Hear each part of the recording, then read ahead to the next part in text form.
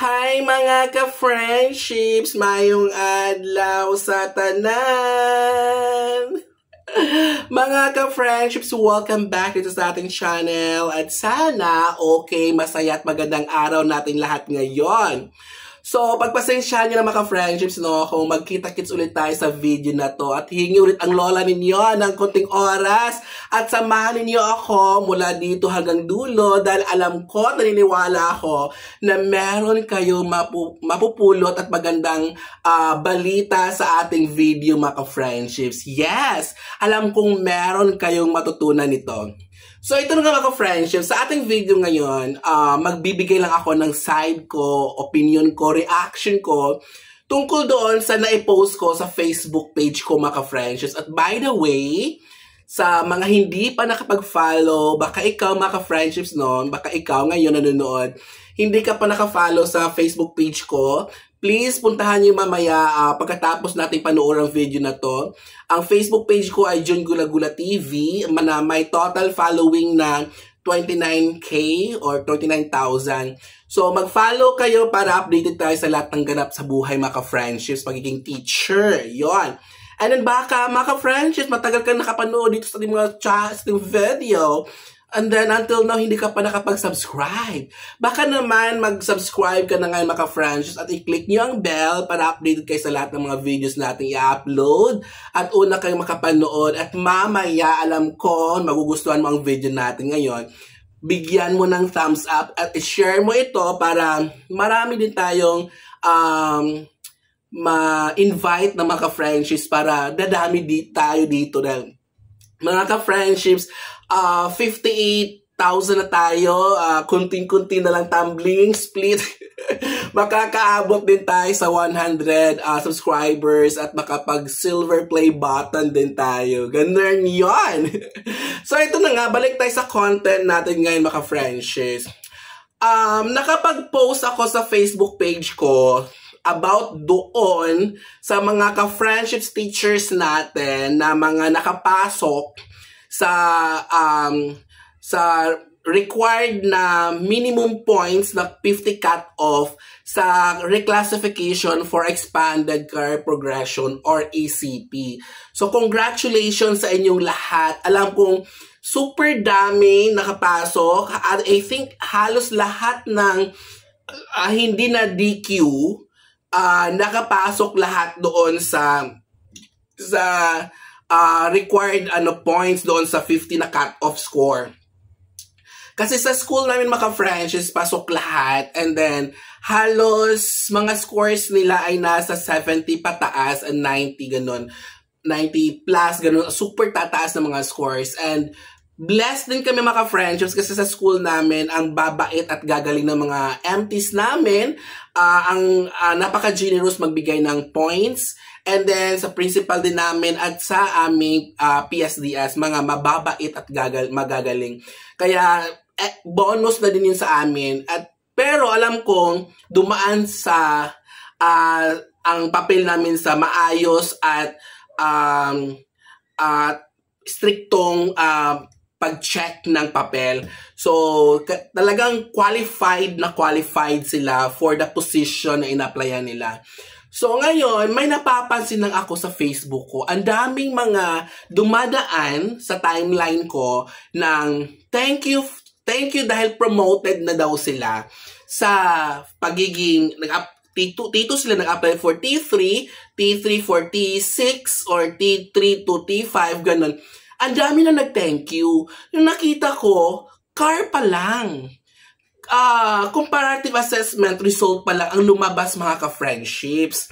So, kaya nag-react ako sa sarili ko. And then, sabi ko, bakit kiniklaim na nila agad na promoted na sila for the position they are applying for? Car pa lang ang lumabas. Car. Comparative assessment results. Kung makita ang pangalan mo doon, then thank you, Lord. Mag-thank you ka kay Lord. Mag-thank you ka sa mga assessors, sa mga colleagues, mga co-teachers, mga ka-friendships natin. Mag-thank you ka dahil nakapasok ang points mo more than sa cut-off na hinihingi. Kasi, mga ka-friendships, laking blessing na yung nakapasok tayo. And then, ngayon, doon lang ako nag-react dahil, mga friendships, hindi pa kasi yan automatic promoted ka. So, kaya nag-compose ako sa sarili ko, nagawa ako ng pang-post sa Facebook page ko. And then, ito yung mga friends, babasahin ko at magbasa din tayo ng mga ilang comments kasi ang dami ng shares, ang dami ng nag-comments, ang dami ng likes, gano'n. So, kaya kailangan ko na ipahati din sa inyo dito sa mga ka-friendships sa YouTube kasi alam kong dito sa YouTube natin community, hindi lahat ay naka-follow sa page natin. Kaya gagawa ako ng separate din, katulad dito ng video or content, para ihatid sa inyo ang balita, mga friends. Kasi ayokong mahirapan kayong maghanap pa kung ano ang next gagawin kapag na-car na tayo. So ito, mga friends, ang exact post ko sa Facebook page ko, mga friends. Again, ang Facebook page ko ay June Gula-Gula TV na may total following na 29K. So, itong post ko, mga friends, babasahin ko lahat and then mamaya magbibigay ako ng opinion at reaction and then magbasa tayo ng comments. Alright, first of all, congratulations to all the qualified teacher applicants for their reclassification in the ECPR Expanded Career Progression. So, I would like to share a bit information about the comparative assessment results or CAR or CAR. If your name appears in the CAR, it means you are eligible or qualified for a classification for the position you're applying for. Is it worth celebrating? My answer is yes. This achievement indicates that you have met the cut-off score required for a classification. Kahit maglitsyon ka pa, mag-invite ka na mga ka-friendships mo, bring them to the mall, you eat all you can, or in the Yaki Mix there, Santa Rosa, SM Mall, SM Santa Rosa, bring the celebrate that kasi ang achievement mo na yan na hindi lang nakakuha ka ng 50 points kundi more than that. So, worth na yun na i-celebrate natin ang lahat, but not too much. Okay? So, ang next question ko, does this guarantee an automatic promotion? My answer is not. Not because the final decision depends on the availability of slots and the budget allocated within your district or division. So, ngayon, kung nakapasok ka, then thank you, Lord. Mag-pray ka, magsimba ka, pumunta ka kay Jesus. Sa simbahan, kay Luluwing, mag-pray ka, mag-pray. And then, after that, mag-celebrate ka sa bahay, magpakain ka ng masasarap sa mga anak mo, o kapatid mo, or sino man, jowa mo. And then after that, pero wag masyadong iubos lahat kasi baka bukas wala ka nang kakainin. Hindi ka pa promoted, car ka pa lang. Nasa listahan ka pa lang ng mga qualified applicant teachers na for reclassification, doon ka pa lang. Okay? Ang hinihintay mo ay upgrade or budget or slots para sa'yo. Yes, mapopromote pero maghintay. Huwag mag-hashtag promoted to ganun. Huwag naman. Hindi pa nga ngayon yan. Baka hindi ka masama sa first batch. Okay? So, saka ka na mag-thank you doon sa sa next kung sakali mang mabigyan ka na. Okay? So, what should you do next? Keep your faith strong and pray that Jesus will grant your heartfelt requests. Ibulong ko ulit sa inyo, mga friendship. Sa ECP kasi, unahin ang mga matatagal na sa work o kaya mga tinatawag nating seasoned teachers na nasa mababa pa lang ang posisyon na malapit nang mag-retire. So, kung masama ka this year sa first batch mabigyan, then thank you, Lord. Thank you and congratulations kung para sa'yo talaga. Yun. So, ulitin ko, walang masama akong intensyon doon sa pinost ko. Ang gusto ko lang malaman, ang point ko doon is bigyan ng knowledge yung kulang sa kaalaman. Yung super excited, they are claiming that they are promoted na. No, not yet. Nasa car ka pa lang. For that one, thank you and congratulations. Kasi ang galing mo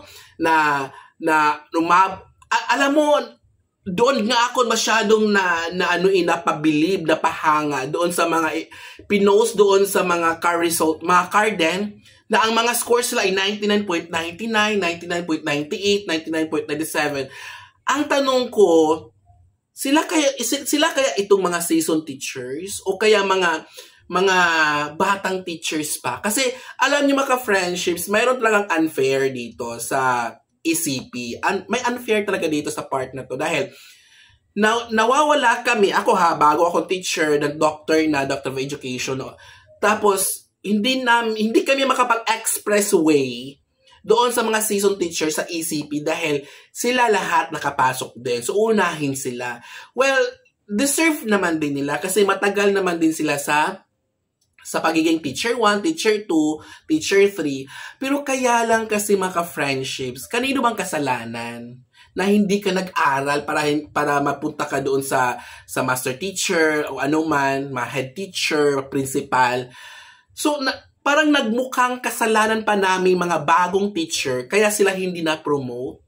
Kaya ginawa ni Marcos ang ECP para makapag-expressway sila at malamangan kaming mga bata pa na mga Doctor of Education na, mga MA full-fledged degree holder na. Di ba mga friendships? Comment down below kung agree kayo sa akin na may kunting unfair talaga dito. Okay? Pero deserve din nila na ma-promote dahil nga matagal na sila matanda na, malapit na mag-retire, ganun pa na position. Kaya lang, kasalanan ba namin na hindi sila na-promote dahil inunan lang pamilya nila dahil sa amin wala kami inunan namin ang sarili namin para ma-promote saka kami tutulong ng pamilya.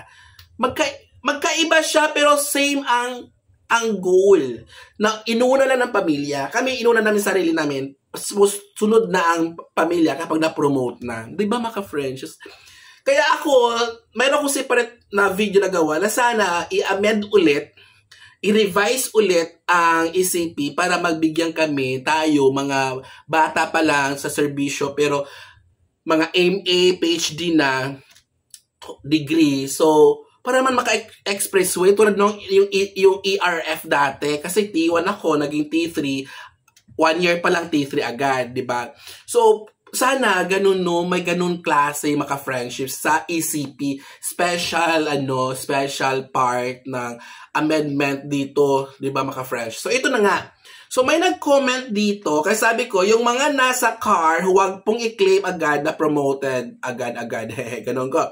Kasi car pa lang yan, baka masaktan lang kayo, mas masakit pa yan kung hindi kayo masama reclass this year, kaya hiwalayan pa ng jowa. Mas masakit pa yan kaysa maghiwalay ng jowa. Yon. And then, may nag-comment dito. So, sa DO34, sabi niya kay Sir Aldrin Alarcon, siya pinag-comment doon. Commenter natin sa Facebook page. Ay, kung nandito ka, sir, sa YouTube, thank you din so much. Follow sa dalawa nating social media or platforms sa YouTube at saka sa Facebook. So, ang comment niya, DO34 Section 26 na lang kapitan natin, sir. Yung application will not be terminated until exhausted. So, correct me kung mali pagkaintindi ko, pero ubusin lahat yan ang sinabi ng batas. So, kung hindi ka natawag this year, may next year ka pa. So, maghihintay ka na lang. So, to support yan, at maniwala ko dahil, ganito yung maka-friendships. Sa DO34, Certain 2025, Section 26, ito yung sasabi niya, under Comparative Assessment Results for Expanded Reclassification. 26 to sa amendment ito doon sa 24, Certain 2025. The results of the comparative assessments for expanded reclassification or career shall remain valid until fully exhausted. So, qualified candidates who have obtained the minimum 50 point cut-off score but were not reclassified due to budgetary constraints shall be automatically prioritized in the succeeding fiscal year prior to the consideration of the new applicants without the need to undergo a new assessment subject to the availability of funds. So all eligible of candidates shall be accorded the opportunity for reclassification in subsequent years as the program continues to receive funding and implementation support. So mga ka-Frenchies, malinaw. So I agree kay Sir Aldrin. I agree kay Sir Aldrin Alarcon na kung hindi ka man mabigyan this year, may next year pa at may susunod pang year hanggang maubos lahat ang first and second batch. Kasi this year 2025-2026, dalawa pong batches. Yung first batch, yan po yung nasa sala. Yung sila talaga yung totoong qualified doon sa unang gawa. Since na-amend yung DO 24 Search 2025 DepEd Order ha. May kasunod na amendments doon sa DO 24 na DO 34 na okay lang yung may mga S ma-effect or maano pa yon sa after pa ng 3 years. Kaya may second batch ngayon may humahabol, may naka-schedule for BI, may basta may naka-schedule na sila din. So ngayon, dalawa ang dami na nila, madadagdagan sila mga first batch, madagdagan sila. So, first and second. So, ako next year, hindi pa din agad sure kung mabigyan ako kasi kahit mag-rank 1 pa ako. Kasi sure akong wala nang matanda. Sana wala nang matanda next year. Wala nang mga season teachers. Sana naubos na sila this year. Mabigyan na sila para wala na ako masyadong kalaban next year. Kasi next year nga mag-apply ako. So, yun. Wala pong mali doon sa sinabi ni Sir. Ano po siya? Tama yung kay Sir Aldrin Alarcon. Thank you so much, Sir. So, ginamitan lang natin siya doon sa mismong DO 34 Search 2025 para to support na strong yung niya sinabi. Tama, totoo. Okay. So, ito na mga ka-friendships. Basta kung nasa car kayo mag-celebrate. Huwag lang kayong mag-post na promoted. Kasi wala pa nga wala ka pang slot, hindi ka pa nabigyan. Hindi ka pa napatawag sa DO, wala ka pa sa GC ng mga newly reclassified or promoted. Wala ka pa doon. Kaya huwag kang mag-post na, "Thank you Lord, promoted na ako." No! Huwag ka mo nang mag-celebrate ng sobra-sobra. Mag-celebrate na lang hanggang dito lang, mga 1 inch lang, 1 inch, ganon. Tapos kung natawagan ka na, ikaw na next. So, complete the requirements kasi may mga susunod requirements. Akala niyo hanggang doon na lang requirements sa pag-apply, sa pagpasa? No! Iba din ang requirements doon kapag ma-promote ka na. Okay? So, kapag doon na, kiligin ka muna, kiligin hanggang sa matapos ma-complete ang requirements, hanggang sa mapasa doon sa CSC ang papel mo, hanggang bumaba galing NOSCA, then yay! Woohoo! Ganon. Saka tayo maglitsyon-litsyon. Saka tayo maglitsyon kasi sure na sure upgraded ng ating position and item. Kasi sarili nating position ang pinopromote natin or ina-upgrade. Walang ibang item. Okay? Ganun yun. So hanggang dito na lang. Sana manututunan kayo. At kung car ka, congrats. Magsaya ka ba? Mag-celebrate ka ba? Yes! 1 inch.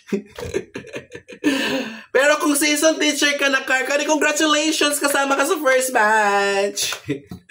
So hanggang dito na lang. Nako, pinagpawisan ng lola ninyo ha. Thank you so much sa pagsama sa akin sa video na to.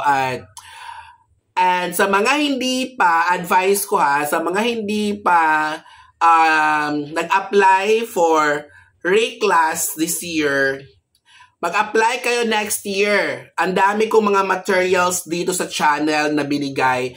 Marami ako dyan mga sample answers ng BI, sample answers ng mga annotations sa portfolio, sample mga lesson plan.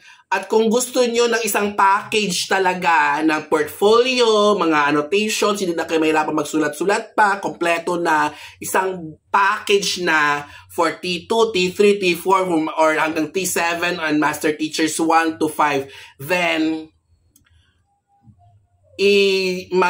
mag-avail kayo sa akin kasi meron ako complete files, so 300. Yun. 300. Legit yan.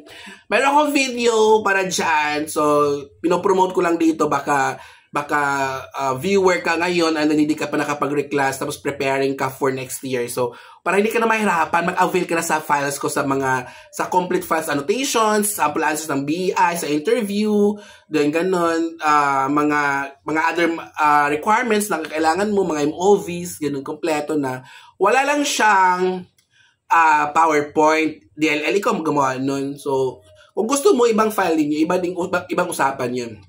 So, i-message mo ako sa email ad ko, so jungulagula 123@gmail.com. Ulitin ko, jungulagula123@gmail.com. Manood kasi ibang video ko, dami ko mga videos dito sa channel ko para makuha mo yung mapanood mo yung iba nating mga contents. Alam ko, lahat natin content sa channel ko dito ay makakatulong sa atin. Thank you! At huwag kakalimutan, gigugmaw kamutanan, and see you sa next video. Yeah!